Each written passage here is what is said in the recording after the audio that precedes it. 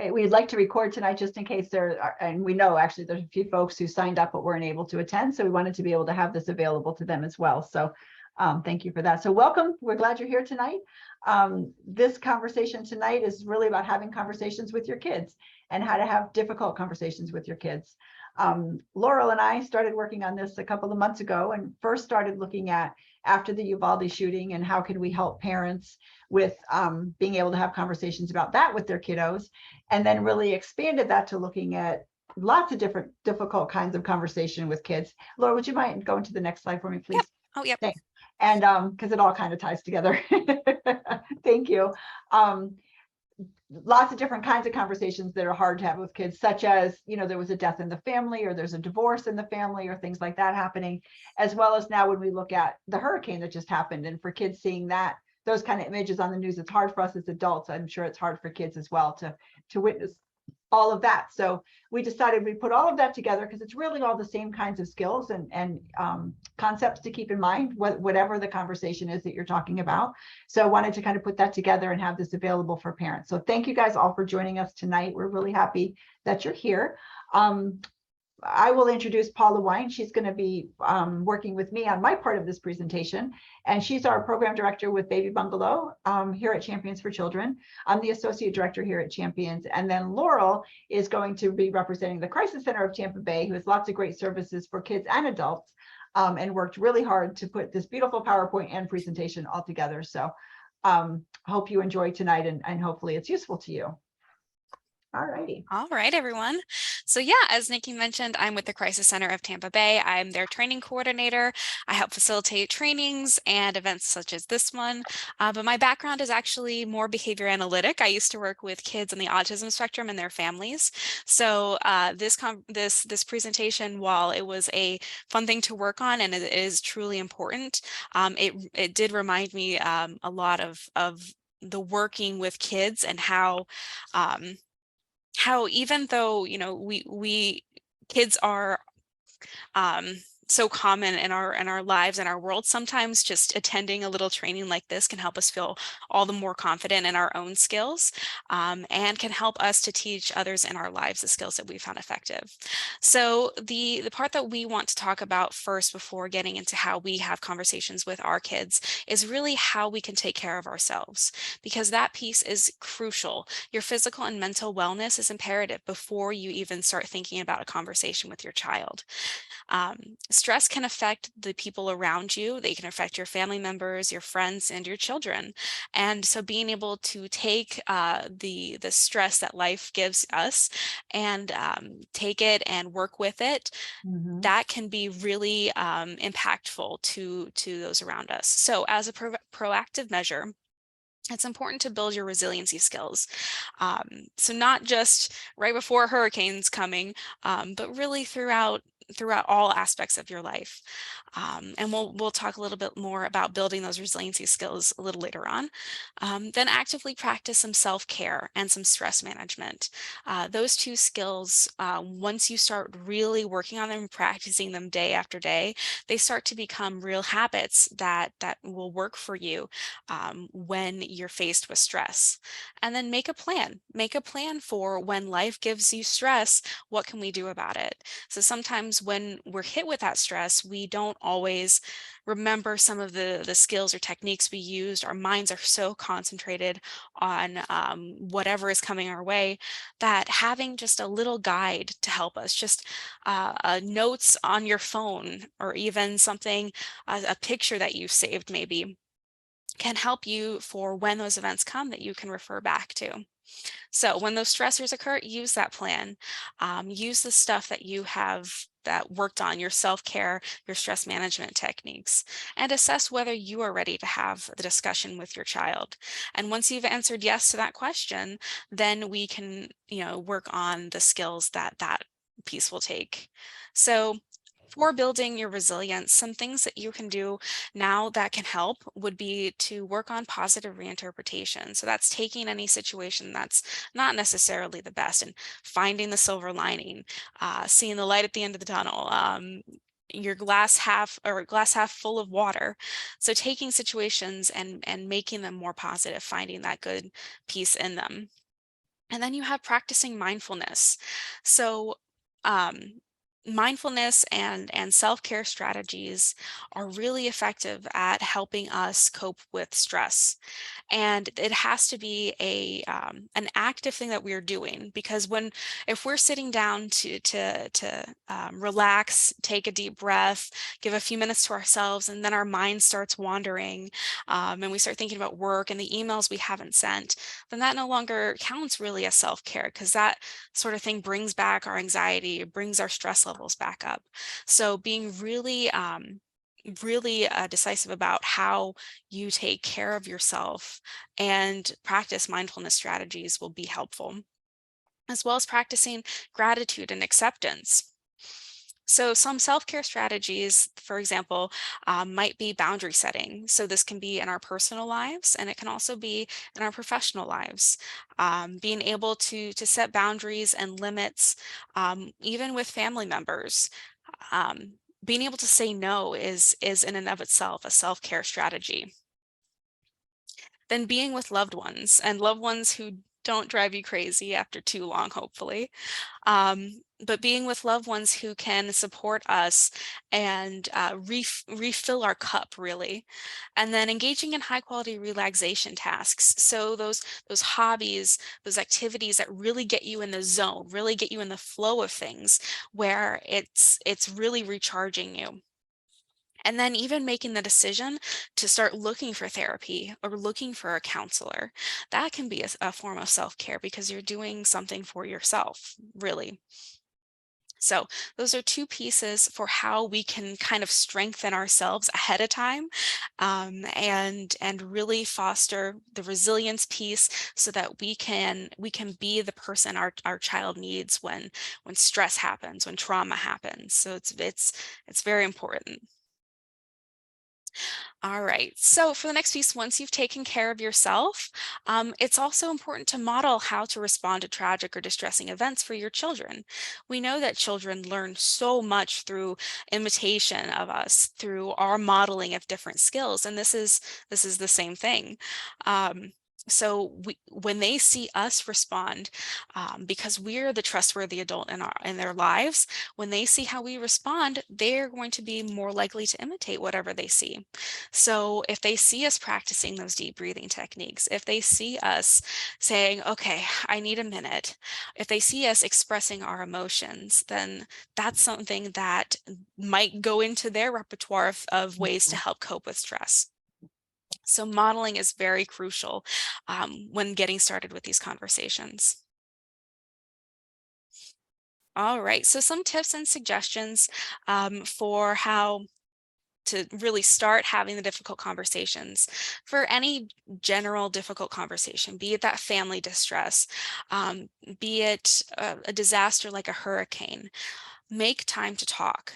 Um, be really thoughtful in the space that you give these conversations to happen. So that means taking a moment, you know, during the night when it's not too hectic, when you're not in your bedtime routine, you're not stressed to get your meal on the table, but just finding this time and the space to talk to your child so that they can express whatever is going on in their mind, and for you to help them through that.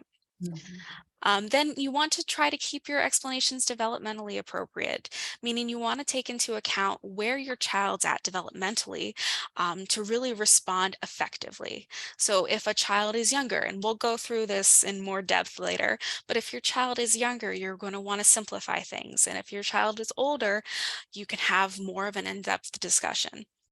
But keeping that in mind can be key.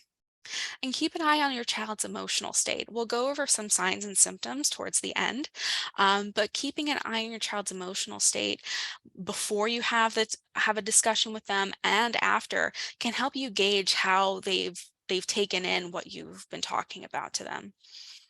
And also try to maintain a normal routine. So once this conversation ends, once following the trauma, your lives are able to become back to normal, really try to reestablish a solid routine that the child knows. That way it's familiar, It's setting them up to really transition smoothly back.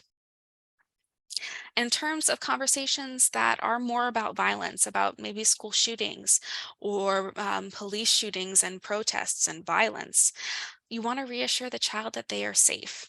That's first and foremost, because one thing that they really might be stressing over is their own personal safety.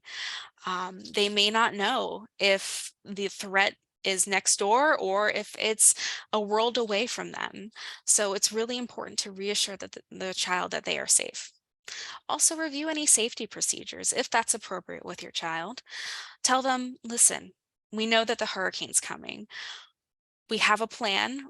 This is our plan. Show them what it is and include them in the process and give them some ownership over the fact that they can be safe.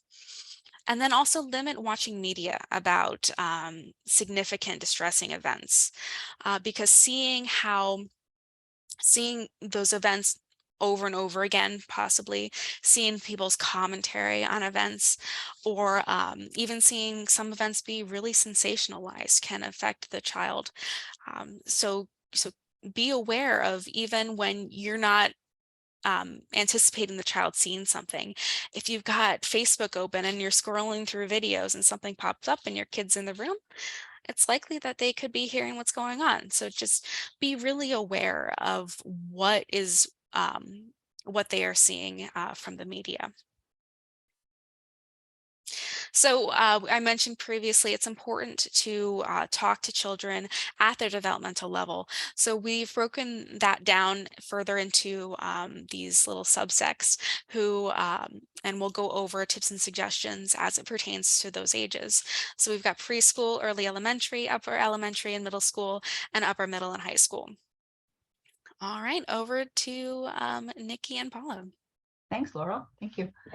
And if anyone has any questions as we're going along, feel free to pop them into the chat. We're happy to just stop and answer. We'll also leave some time for questions at the end. So if you'd rather save them and speak them out, that's fine too.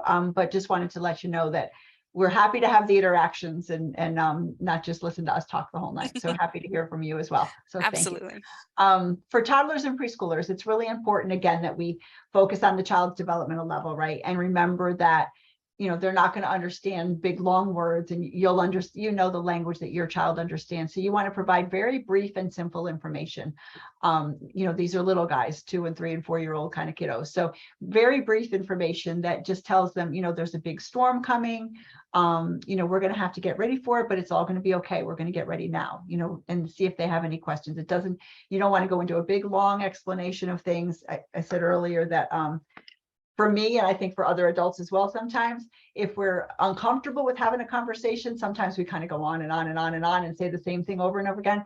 We just need to sort of keep it just the facts, ma'am, kind of thing, and just really get to the basics, and then see what the child responds. Do they look okay with that? Do they look upset? Do they ask more questions? Really just go with whatever follow their guidance on what they need and what information they need as they're going through.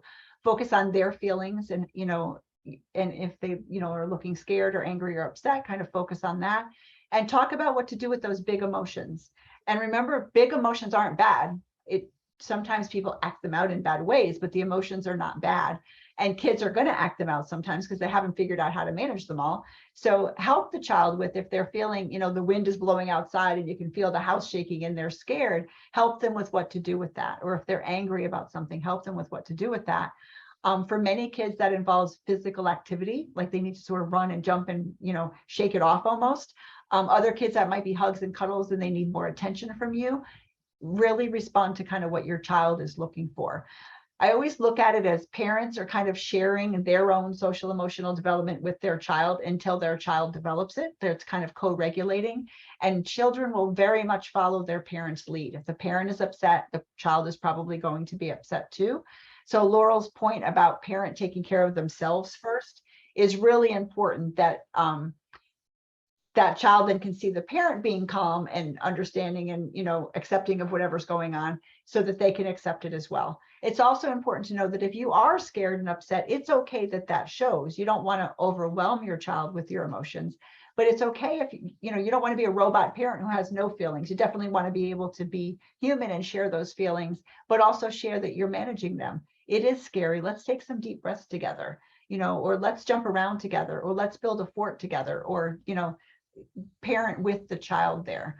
And then talk to the child and look at activities that might help calm them down. Like I said, some kids, it might be physical activity helps them sort of shake that energy off. Other kids might want cuddles. Other kids might, want to spend time with their pets, whatever that might be for your child. Paula's going to kind of chat a little bit more about this one as well. So some of this is a reiteration. Laurel previously talked about boundaries, especially for the very, very young children who won't be able to understand some of these abstract ideas or events or experiences, or haven't had direct experience with anything related. They don't have a point of reference or context. Keeping kind of that information out of their lives to the best of our ability, because they're largely with us. They don't have that social circle where they will gather this kind of information from friends. So that is, TV off, social media off, when it's kind of those high profile distressing messages. And in terms of boundary setting, that also may be if something stressful is happening, like in anticipating early last week that Tampa was going to be, in the direct path of Ian at the outset.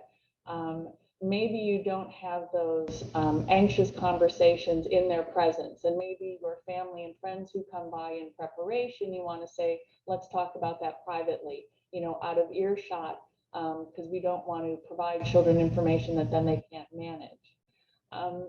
And children also, in terms of, are modeling for them, or, they use us to help co-regulate. So how we're behaving will impact them, but they also use social referencing. So sometimes if you've ever seen young children playing with others and someone bumps or injures themselves or has a momentary upset and starts crying, other children will too, not because they have been hurt or injured, but because someone else near them is crying.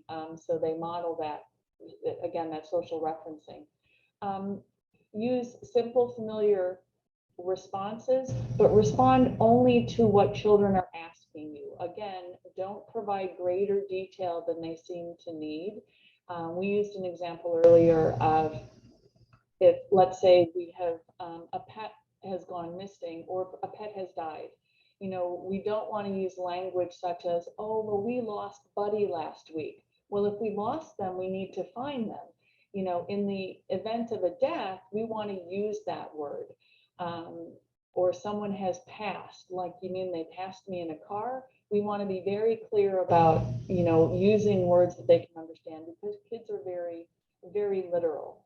And then give reassurance for those things. Those emotions need to be identified for them when they don't have expressive language or don't have a lot of words.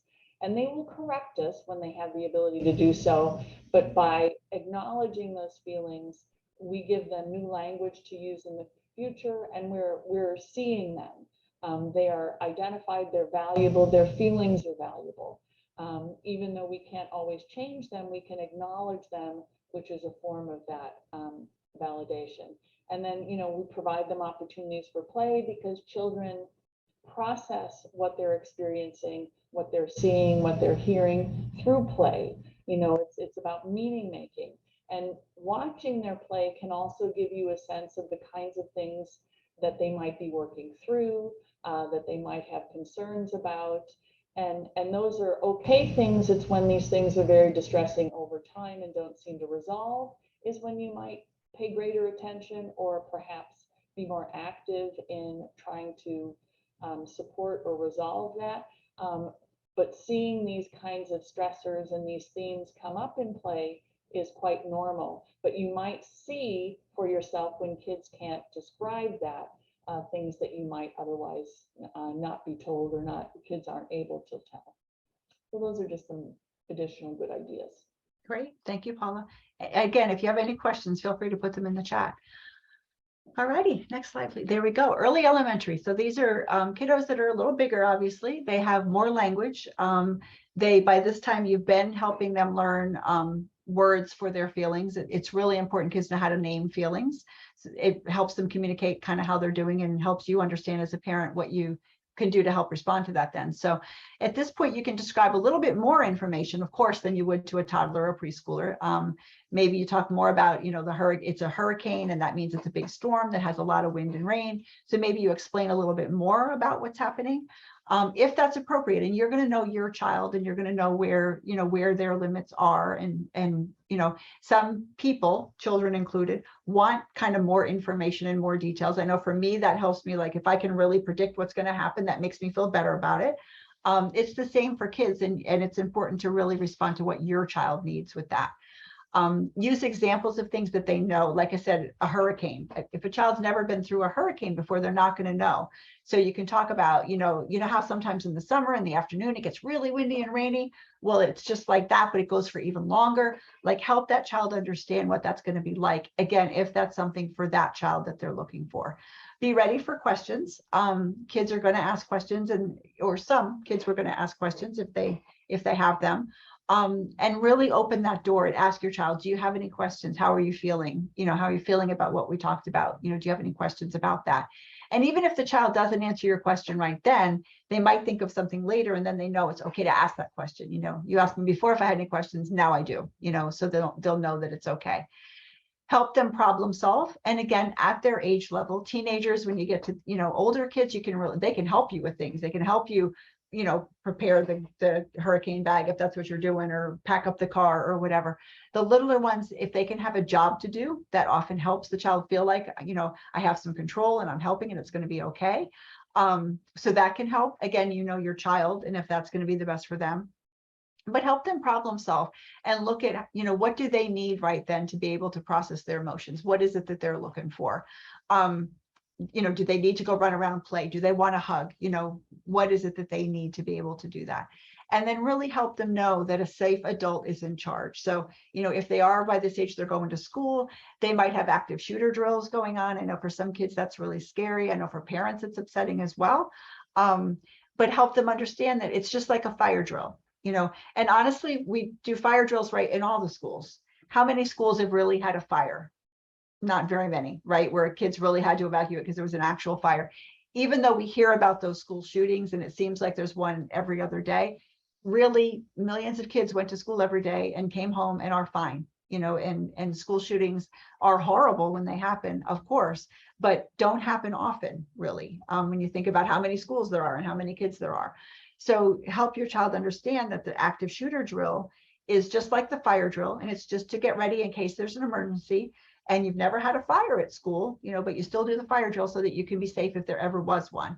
It's the same thing with the shooter. You've never had a shooter at your school, and you probably won't, but just in case there is one, this is to help you be safe. And that, teachers are in charge, and the police will come and be in charge, and all these adults, they're there to keep the children safe.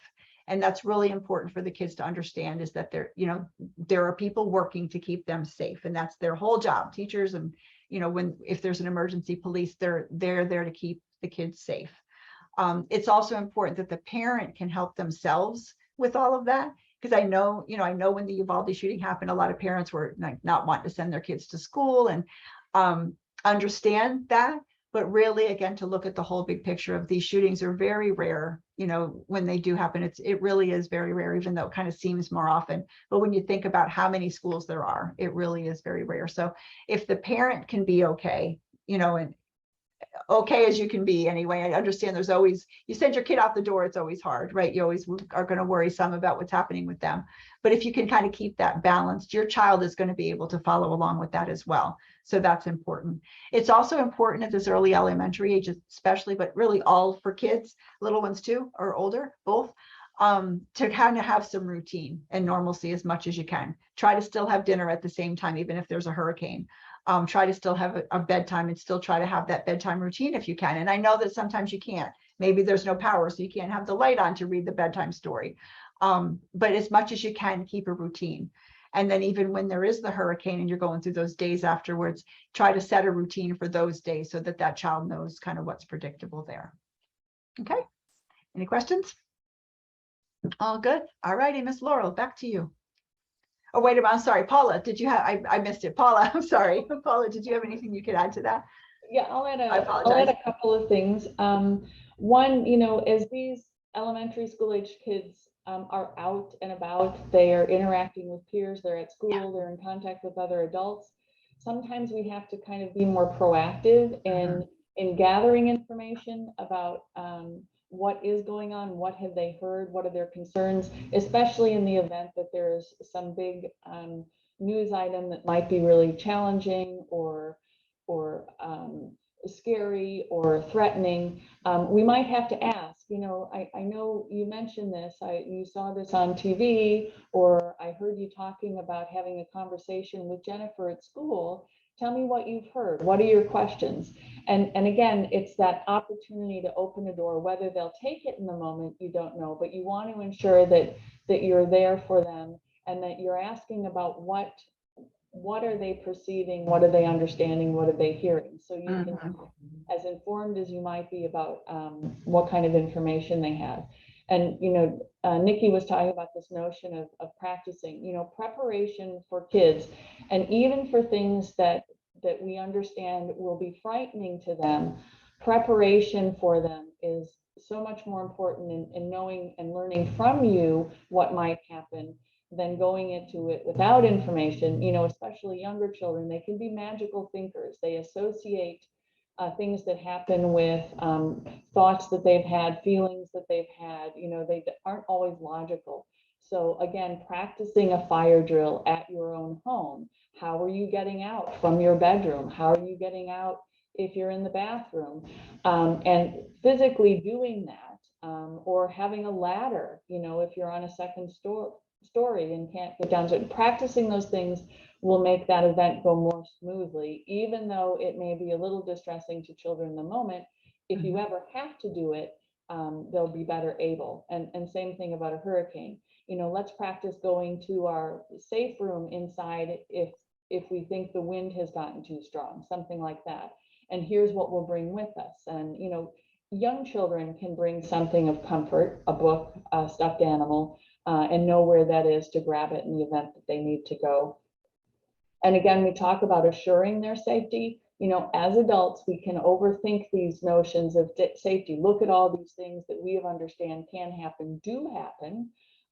Unfortunate, very challenging and stressful events do happen in adults and children's lives. But what we want to focus is on this moment. I am here with you. I am here to keep you safe. We will get through this. And in the event something changes, I am still with you. Here's what happens. It's very challenging. Here's what we're going to do to get past it. So you want to really deal with the here and now with a sense toward the future, not what has happened, what could happen, what we're really worried might happen. Deal with what you're actually experiencing, and that can help children to get through that too. Thank you, Paul. It's a great point, especially all of that. But I meant to talk about the part with TV and social media, because at this age, kids are understanding more and more of what they're seeing at some level. I mean, they still might be confusing. And as we talked a little bit too about this age and the younger ages, they don't know necessarily Ukraine is a half a world away, and they're seeing these, they're showing some pretty gory scenes of the war in Ukraine. So to help kids understand that that's really far away, that's not happening right here, helping kids put it in perspective, because they don't always, they see things and they think they understand it and it's scary to them, but then they don't understand really the full picture of it. So it's that limiting media and social media is really important, because you see those images over and over and over again, and they're upsetting for us as adults. So they certainly are for kids who don't understand that, okay, this, all these houses you're seeing devastated on the news, it's not around the corner, it's down, it's further away, it's not right here. It's not your neighbor's or your friend's house is demolished like you're seeing on TV. So really helping kids put a perspective and really limiting for ourselves too, honestly, the media and social media and watching it over and over, but also because we're here to talk today about the kids, but for the kids as well, that it's upsetting for all of us to see that, no matter your age. Thanks, Laura. All right, everyone. So we're moving up in age. We're on to our upper elementary and early middle school students. Children of those ages, I'm sure we know, are starting to really become a little bit more aware of the world around them. It seems like they, are starting to see things beyond just their world. They're starting to engage with others, especially that transition period between elementary and middle school. So it changes a little bit having these discussions, having these conversations. So you definitely want to be listening to your child to determine what their experience has been with the event. Because whatever they have perceived to have happened, whatever they have taken in and what they believe of the event, we want to find out what's going on in their heads so that we can support them in the best way possible. So really take the time to have these discussions with your child to see what their perspective is on the event.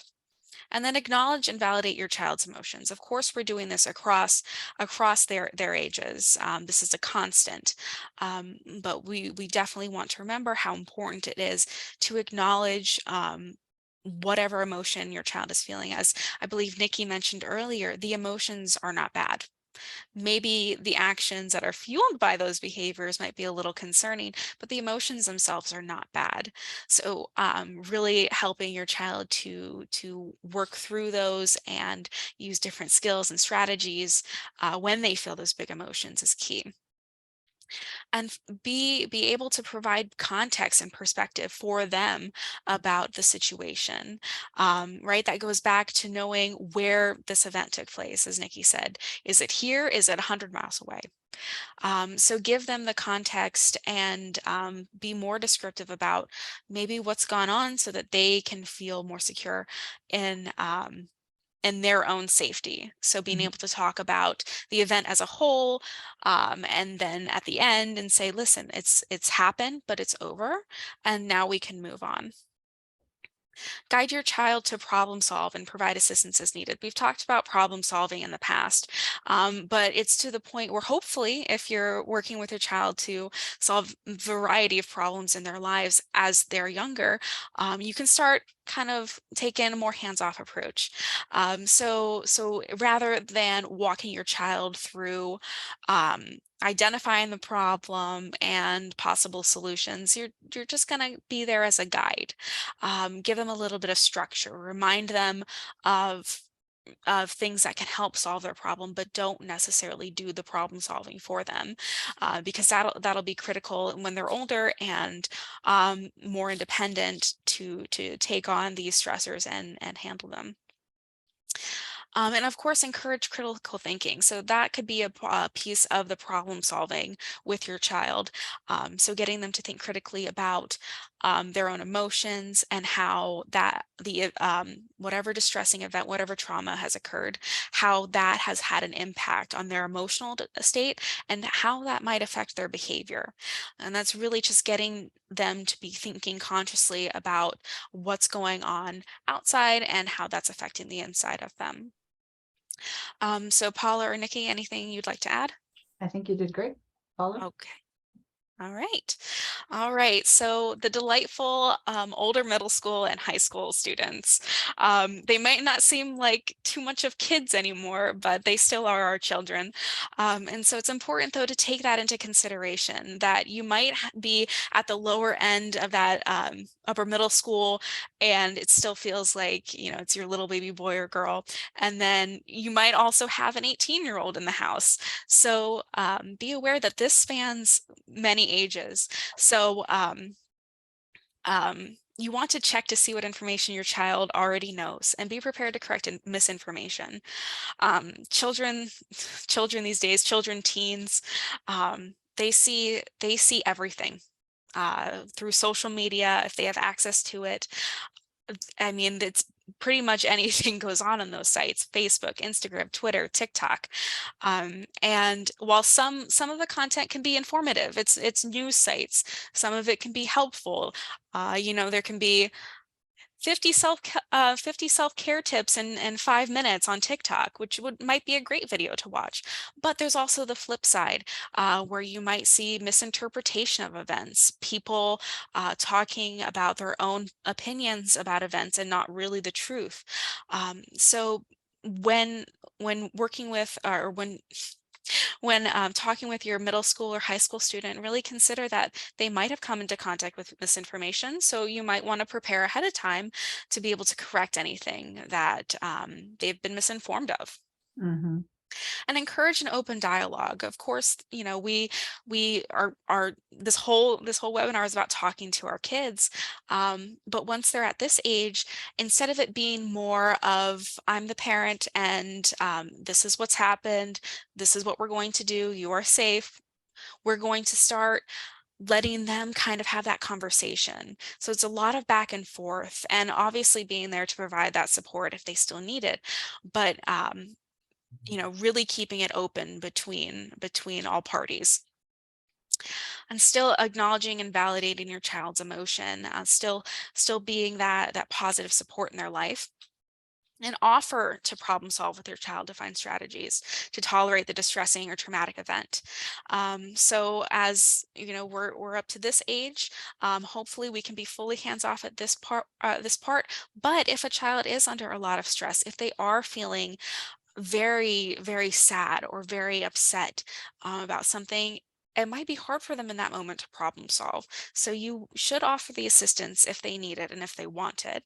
And as Paula mentioned, it's always a good idea to open it up. Even if they don't want the help now, just opening it up, giving them the opportunity for them to ask for that assistance then or in the future can be crucial. And then Laurel, help. when you say kind of look at what that particular child needs, what I think of with that is like when you think of that upper middle school 10, 11, 12-year-old age, sometimes they act like and they think like they're 25 and sometimes they're like 8, you know? So I think you have to look at how are they presenting in the moment. It's to your point, exactly, respond to what they need.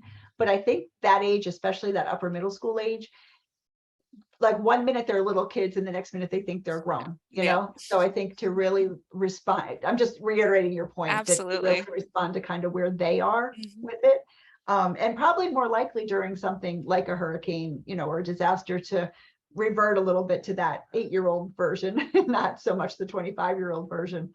But just to your point, I just wanted, you know, to me, that's my experience of that age. Oh, they're fun, aren't they?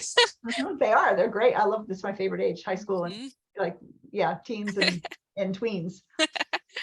All right. So, also, especially for high school students, they are really growing outside of just your family. So they might be doing clubs after school. They might be in Mhm. sports. They might be in band. So they might be spending a lot of time outside the home, but still engaged in places like school, or maybe in their church or other faith service. Then it's important to really help connect them with resources where they're at. So if they're in their school, connecting them to resources there. If they're in church, seeing what that church might offer or what churches in the area might offer as resources and support so that your child feels connected in all areas of their lives. And it also gives them the opportunity to maybe talk to another trustworthy adult if for whatever reason they're a little bit hesitant to talk to you as a parent, and that's, you know, no fault to anyone. Sometimes we just need to talk to someone else, and that might give them the opportunity to do so. Mhm. All right, Nikki, Paula, anything? Oh, good. Thanks. I Okay. was just going to Oh, share one of the questions we had from this morning. mhm. Somebody was asking about teens and how do you, given sometimes how teens behave around adults or the adults that they know, they might be standoffish or not want help or not need anything. And sometimes how do you know when you think when teens may need help?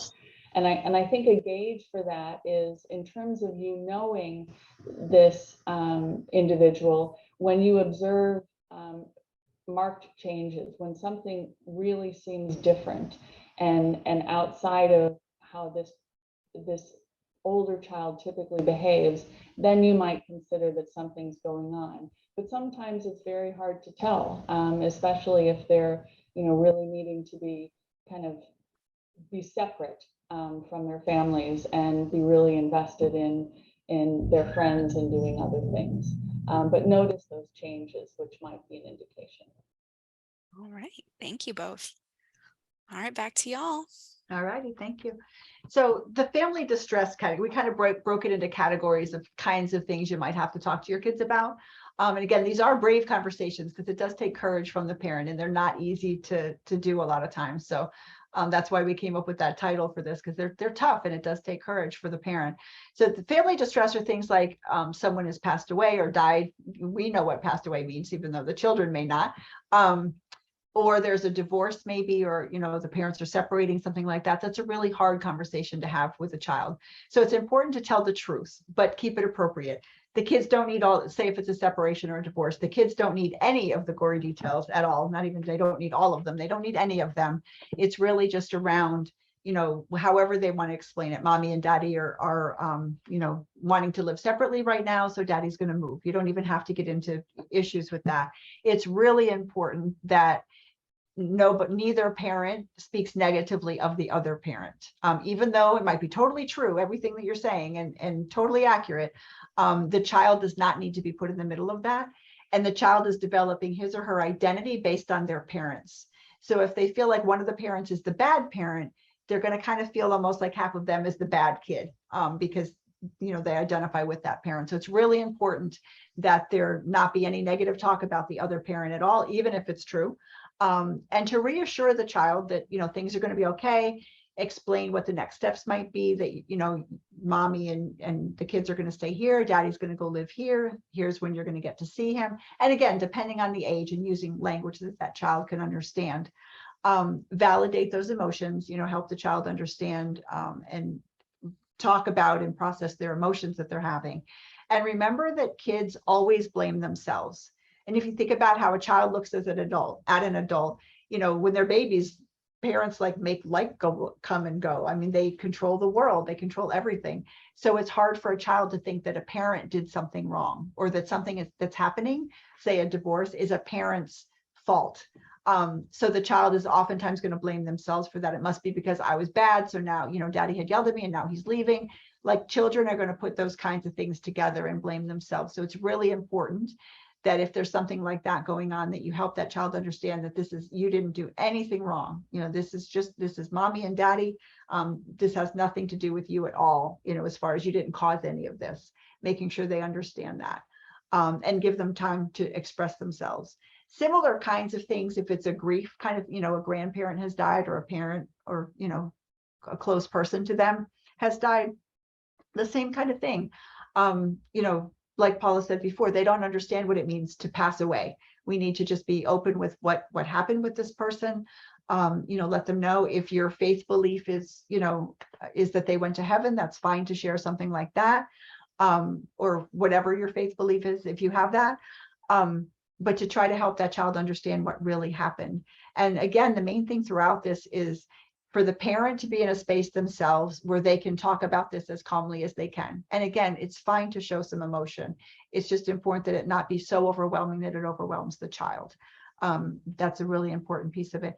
And that you're giving that child time to be able to validate their emotions and recognize that it's not going to all come out. You're not going to sit down, have a conversation. The child says, oh, I'm feeling sad about this. Oh, cuddle and it's okay. And then you're done. This is going to be an ongoing, for days and weeks and months, maybe. As children continue to process and continue to experience the changes and the loss or whatever might be going on, it's going to take time, just like it would for an adult. It's going to take time for that child. So one day they might be clinging and need some extra attention. Another day they might be angry and acting out, and we need to kind of be more understanding of that. Again, that structure, those boundaries, the predictability in life is really important for kids, especially during times when there, is upset going on. So Paula, anything you wanted to add to that? I'll just kind of come back to validating emotions. Sometimes adults feel like by acknowledging some of these very strong emotions that children are having, we think they're unreasonable or unwarranted, and we think by kind of acknowledging them, we're providing license for perhaps what we perceive to be misbehavior. But understand there's a difference, that acknowledging emotions is communication, especially for young children that don't have the self-regulation to have other kinds of skills to manage how they're feeling, or they can't describe how they're feeling.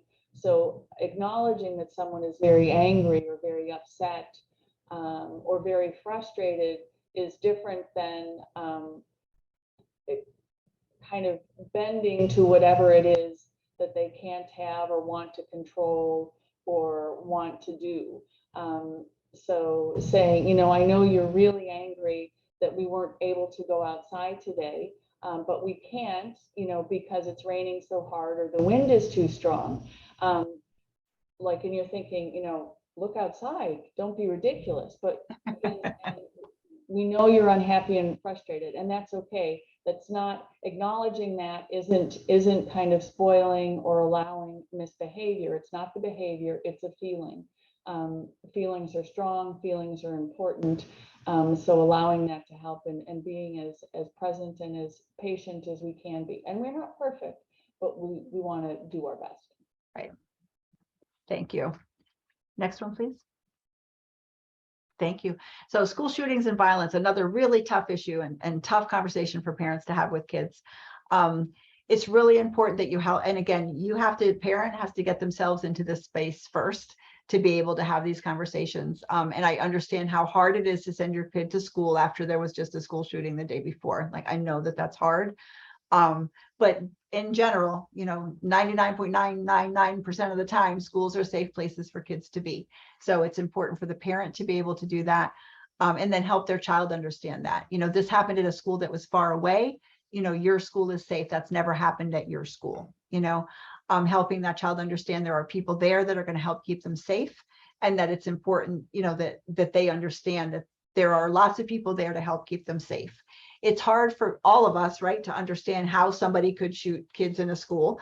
And kids can't understand that either. And so this, you know, sometimes people do bad things that hurt other people. We don't know why that happens, you know, but sometimes that does happen. And it's scary when it happens, but it's really hardly ever happens in your school. It's never happened before. So to really help them feel safe. And parents sometimes get caught up in, well, I can't promise them they're going to be safe because I don't know what's really going to happen. And that's true, but the child doesn't need to go down that path. It's important just that you can let that child know that there are people there to keep them safe, and everybody's working to keep them safe, because that's true. Help them understand also, if they're old enough, and these are, you know, if they're school age kids, they're old enough to understand this, the difference between like see something, say something, reporting something versus gossiping or telling on somebody or being a snitch or whatever, you know, the kids might call it. Help them understand that that's really important for them to do. So, and also, of course, stay away from guns, and that violence isn't a solution. Because if we're, you know, if we're hitting our kids, or we're, you know, well, they hit you, it's okay, hit them back. Those kinds of messages to kids help them see violence as a solution to a problem. And that's not obviously what we want them to kind of look at. Next one, please, Laurel. Thanks. I know we're going to run out of time here. And then hurricanes, right? We just were there. Stay as calm as you can. We talked about that before. I think we talked about this one a bit already. Respond to the child, you know, that clinginess that you might be seeing, you know, they're like glued to my side kind of a feeling. That's what they're needing. They're needing your love and attention at that moment. And even though you might be trying to do 100 other things, maybe you can carry them with you, or, you know, stop and give them some cuddles and then explain, you know, I really have to be able to do, you know, whatever, but be able to respond to that. It's also to help. Storm noises are scary. Like when you're sitting in your house and you're hearing all those weird creaking noises you hadn't heard before, and maybe a tree branch flew off and hit the side of your house. And they're scary, like when I was sitting listening to it in the dark without power, right? So imagine for a kid. So helping them understand, like, oh, that whistling noise you're hearing, that's the wind blowing really fast. Help them put labels to it and understand what it is will help it not be so scary. And then look to the future. Like, I think this is true for all of the different issues. Look to the future, that it's going to be okay. And right now it's scary. Absolutely. I understand that. I'm scared too. And, you know, we're going to be together and we're going to be safe, but that the storm is going to end and then it's going to be okay. You know, and even if you're one of the, you know, unfortunate families down in Fort Myers, in the end, the people who made it through, they're safe now. And I know they have struggles. I don't mean to minimize that, but they're safe and they're going to be okay. And, you know, the kids are going to be taken care of. So you can reassure your child of all of that and talk to them about what's going to happen after the storm. Okay. Questions or anything to add? Laurel. All right. All right. So once we've had these conversations with our kids, it's really important to keep an eye out on their emotional state and also on their behaviors that might key us into how they're coping emotionally. So we want to keep in mind some of these things in this extensive list that I'm about to read out to everyone. But really, this is so you have these things in your mind, so you're thinking, am I seeing a lot of these? Are they going on for a long time? Are they getting any better or not?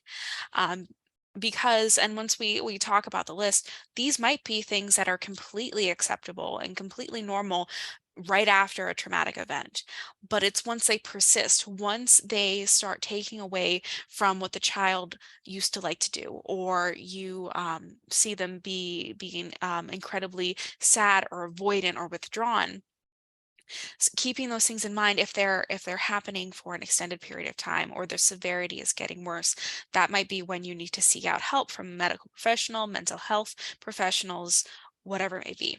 So if your child's experiencing persistent sadness that lasts 2 weeks or more, if they're withdrawing from or avoiding social interactions, especially ones that in the past they would have been really present in, if they're hurting themselves or talking about hurting themselves, if there's any talk about death or suicide, and if there is, that's one of the items in this list that you really want to pay attention to, and reach out immediately if your child is talking about death or suicide, and get help. We'll talk about resources on the next slide.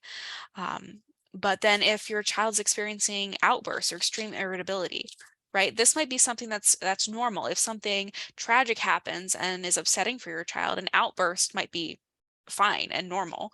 But once the outbursts continue to happen, or they continue to escalate and they don't seem to be getting any better with what you are doing to help them, then it's time to seek out maybe some more help.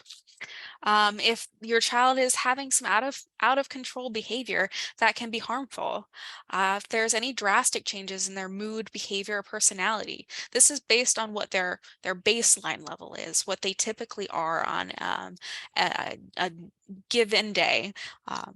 So if you see changes in eating habits, if you see them eating more, eating less, loss of weight, that might go along with the eating less.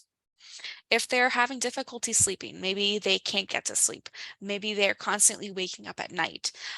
Maybe they're even sleeping too much. It's something to keep an eye out for.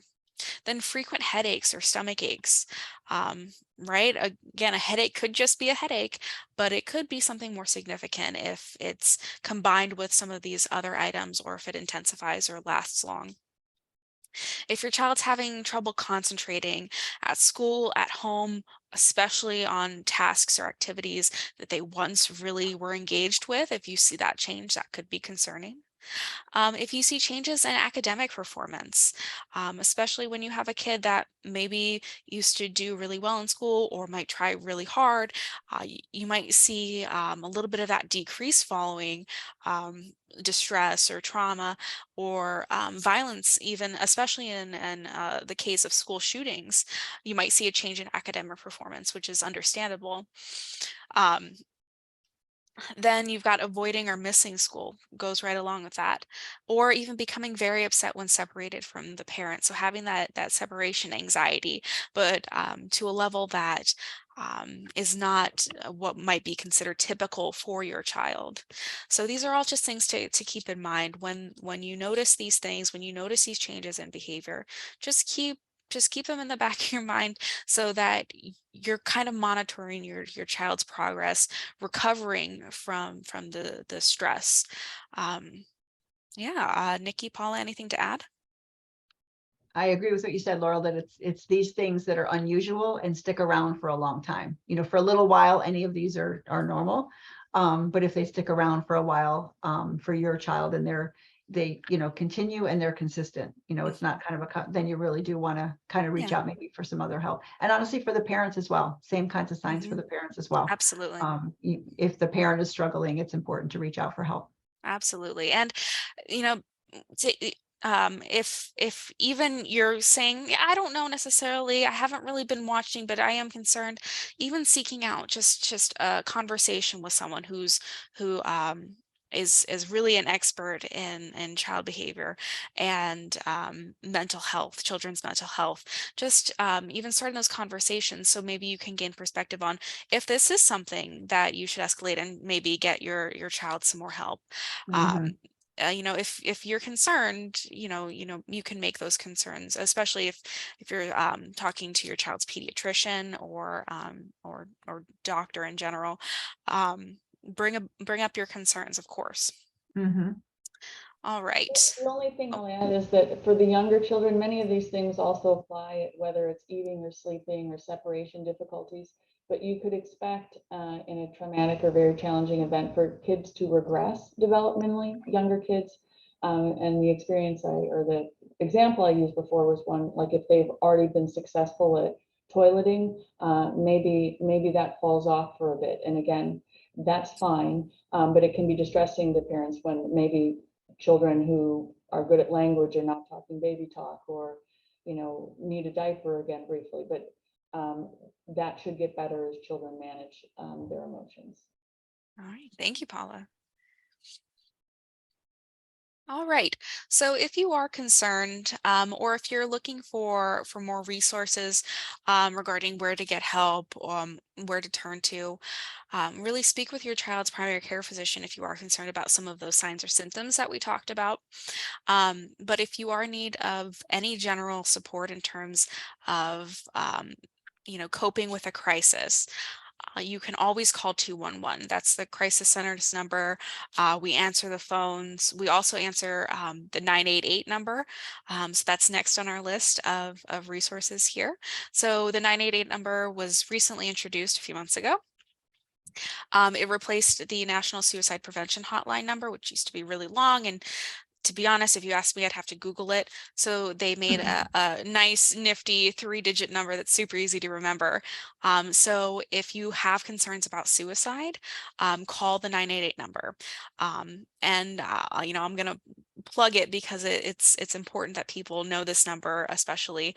But it can be for if you yourself are experiencing maybe some suicidal thoughts, or if there's an individual in your life, your child, another family member or a friend, if they might be experiencing some suicidal thoughts or ideation, calling the 988 number can help talk you through what you can do to help them.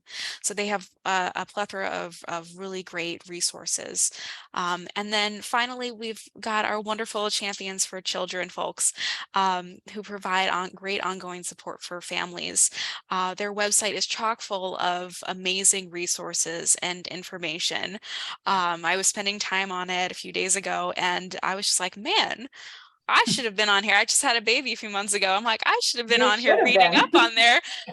So it's some really great information. So even if you're not feeling like you need anything right now, I would suggest checking out the website so that you know what's out there if you ever do need any of those resources. It's good to be knowledgeable of that. Nikki or Paula, anything to add to the resources here? Teddy is only 5 months old. You can still do playgroup. He is. Yeah, he just came home from his walk. His dad took him out so I could have time for this webinar. He's still got time. You still have time. We got lots of things for you. I would just say thank you, everybody, for being here tonight. We really appreciate you taking the time to join us. Yeah, and I know we've gone over 7 o'clock, but if anyone has questions, pop them in the chat and I'll try to answer them directly. If you are interested in receiving the slides, I'm going to be sending out a couple of resources to y'all's email addresses. Respond back and let me know if you want them and I can send them over. But otherwise, I will be emailing all of you some other resources that might be helpful that Nikki and Paula were so wonderful in gathering up. Thank you all. And we'll stay around if anybody wants to just stay on and ask a question, you're welcome to. But have a great night. Thank you again for being here. Thanks for joining us, guys. Thank you. Thanks, Maggie.